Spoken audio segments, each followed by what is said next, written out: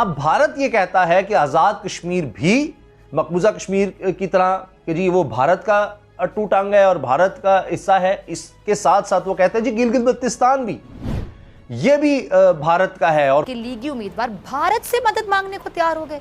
भारत से मोदी से शिकायत करूंगा, मैं इंडिया वालों से कहूंगा कि ये वो अच्छे हैं। बहुत ही अजीब और बड़ी अफसोसनाक। और ये कश्मीर के इलेक्शंस हो गए हैं, पहले तो हम लोगों ने कश्मीर की सियासत ही गंदी कर दी, वहाँ की सियासी जमातें खत्म कर दी। अच्छा, शेख रशीद साहब ने मुस्लिम लीग नून को आड़े हाथों लिया। अब आ जाते हैं उन पर कि वो क्या कहते हैं। वो कहते हैं कि जी उनके पास खबरें पहुंची हैं कि नून लीग के कायद रॉ के अफसरों से मिलते हैं और ये कश्मीर की आवाम को क्या पैगाम दे रहे हैं। अब बात तो सच है मगर बात है रुसवाई की, क्योंकि नून लीग शिकस्त के खौफ से कह लें कि बुखलाहट का शिकार हो गई है कि लीगी उम्मीदवार भारत से मदद मांगने को तैयार हो गए।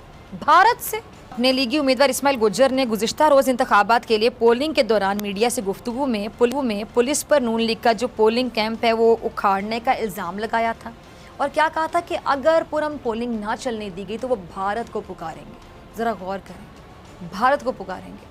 इलेक्शन डे पर ऐसी बात करना समझ आता है आपको? समझ से बालातर है ना। फिर अली अमीन गंडापुर गद्दार और डाकू कहें तो बुरा लग जाता है। अब ये मुल्क दुश्मनी नहीं है तो और क्या है, ज़रा मुझे बताइए। अब खबरें क्या है कि मुस्लिम लीग नून ने इस्माइल गुज्जर के बयान से इजहार लाताल्लुकी का इजहार किया। अब ये कुछ दिन पहले मुस्लिम लीग नून के कायद अफगानिस्तान के जो नेशनल सिक्योरिटी एडवाइज़र हैं उनसे मिले थे, जिसका दिल पाकिस्तान से के बुग्ज में भरा पड़ा है। इसीलिए फवाद चौधरी साहब फरमा रहे हैं ना कि एहसन इकबाल ने भारत से मदद मांगने के बयान पर एक सियासी यतीम को नोटिस दिया, जो अच्छी बात है। क्या ही अच्छा हो मुस्लिम लीग नून की जो मजलिस आमला नवाज शरीफ साहब को उस तरह के शख्स से जो कि पाकिस्तान दुश्मन है, भारत का पसंदीदा शख्स है, उससे मुलाकात पर भी नोटिस जारी करने की हिम्मत करे ना, करके दिखाएं हिम्मत और उनसे पूछें। लेकिन वहाँ तो इनके पर चलते हैं। नून लीग के कायद से कौन हिसाब मांग सकता है? अब ये मुल्क दुश्मन सरगर्मियाँ नहीं है तो और क्या है, ज़रा को समझा दें। अब भारत ये कहता है कि आज़ाद कश्मीर भी मकबूजा कश्मीर की तरह कि जी वो भारत का अटूट अंग है और भारत का हिस्सा है। इसके साथ साथ वो कहते हैं जी गिलगित बल्तिस्तान भी ये भी भारत का है। और उनके तो कई दफ़ा अमित शाह और दीगर उनके जो इंतहा पसंद रहनुमा हैं वो ये बयान दे चुके हैं कि हमने वो भी छीनना है पाकिस्तान से। तो ये आप अंदाज़ा लगाइए कि ये भारत की सोच है। और वो ऐलान कहता है, उसने बाकायदा अलग से फंड कायम रखा है सी पैक के ख़िलाफ़ और इसके ख़िलाफ़ बात करना कि इन्वेस्टमेंट ना है, ये सब चीज़ें वो भी आपको बताई हैं। तो जब भारत कहता है कि जी ये तो जो सी पैक है, चाइना पाकिस्तान इकोनॉमिक कॉरिडोर, ये तो भारत के इलाके से गुजर रहा है, ये उसका कहना है। इसीलिए आप देखिए कि लद्दाख में चीन और भारत की सरहद जो मकबूजा कश्मीर का इलाका है वहाँ भी, तो अब वहाँ पर वैसे तो इनकी 3000 किलोमीटर तक सरहद मिलती है चीन और भारत की, इससे भी ज़्यादा, और वहाँ पर कशीदगी तो कभी कभी रहती है। लेकिन लद्दाख में ख़ास तौर पर इसलिए कि वहाँ पर भारत आगे से आगे चला जा रहा था कि वो शारा कराक्रम हो, ये सी पैक हो, उसके करीब तक आना चाहता था, यानी फायरिंग रेंज में आ जाए उसके सी पैक। और बात बड़ी ख़तरनाक की गुजरांवाला में जो नून लीग के उम्मीदवार हैं इस्माइल गुज्जर, हालांकि वो जीत रहे हैं लेकिन उनको इस हद तक नहीं जाना चाहिए था। उन्होंने कहा जी मैं मोदी से शिकायत करूंगा, मैं इंडिया वालों से कहूंगा कि ये वो अच्छे हैं। बहुत ही अजीब और बड़ी अफसोसनाक बयान है ये। इस धरती का रिस्क खा के जो बंदा ये बात करे उससे शाम अगले दिन टांग देना चाहिए, लटका देना चाहिए। कोई शक नहीं है कि आप एक मामूली से अपने एमएलए बन भी जाएं जी, आप जीत भी जाएं तो आप कौन से तुर्रम खान बन जाएंगे, कौन सा आपको स्टार लग जाएगी। ये बड़ी उन्होंने गलत आप बात। इतनी घटिया बात करें कि पाकिस्तान की सरजमीन पे रहते हुए कि मैं भारत से मदद मांगूंगा और मोदी से मांगूंगा, तो ये आप क्या कर रहे हैं? बात एक खबर आई, अपने अक्ल का इलाज करवाइए, ऐसे बंदे को पागल खाने भेज देना चाहिए। पाकिस्तान के अंदर ये जो पूरी दुनिया के सियासतदान मैच्योर होते जा रहे हैं, हमारे यहाँ हर रोज इमेच्योरिटी बढ़ रही है। और ये कश्मीर के इलेक्शंस हो गए हैं, पहले तो हम लोगों ने कश्मीर की सियासत ही गंदी कर दी, वहां की सियासी जमातें खत्म कर दी, कि इतनी सियासी गिरावट, इतने गिर गए हमारे सियासतदान कि इस तरह की बातें हो रही हैं। सर कि मेरा पाकिस्तान में किसी सियासी पार्टी से कोई ताल्लुक नहीं है, मेरी पार्टी पाकिस्तान है। एक तो मैं ये कहूंगा मैं बिल्कुल किसी एक चीज को प्रमोट नहीं करूंगा। आज के हालात अगर देखते हैं तो आज जिस तरीके से मैं अब कह रहा हूं आपको कि आज ये टोपी ड्रामा है, ये सियासत नहीं है, ये इलेक्शन नहीं है। इलेक्शन डिसाइड हो चुका है।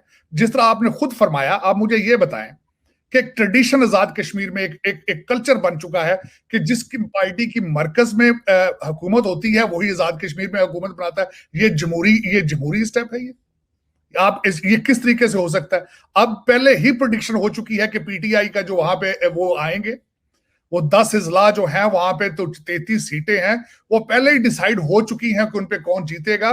बल्कि यहां तक है कि आपका वजीर आजम भी डिसाइड हो चुका है आजाद कश्मीर का। सबसे बड़ा जुल्म ये है पाकिस्तान के साथ।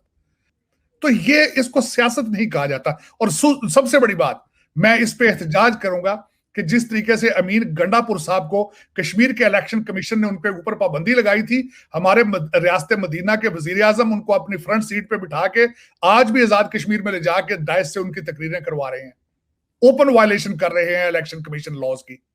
ये इसको आप इलेक्शन कहेंगे? ये टोपी ड्रामा है सारा। और मैं सबसे बड़ी ट्रेजेडी ये है कि पाकिस्तान में रहने वाला हर शहरी जो है, आजाद कश्मीर में बसने वाला हर शहरी, उसके हाथ में कंप्यूटर है, उसके पाम में इंफॉर्मेशन है और सबको पता है ये टोपी ड्रामा है। ट्रेजेडी ये है कि हर इंसान को पता है कि हमारे वोट नहीं जाते। दुनिया से छुपी है। ख्वाजा आसिफ साहब ने रात को कॉल की, ये कोई नई बात थी? इलेक्शन हार रहे थे, वो चीखे हैं, क्या हुआ है उसके बाद?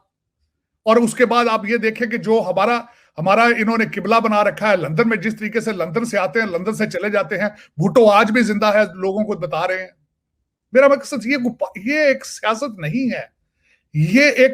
मैंने पहले भी आपके एक सेगमेंट में कहा था, ये करप्शन का अलायंस है।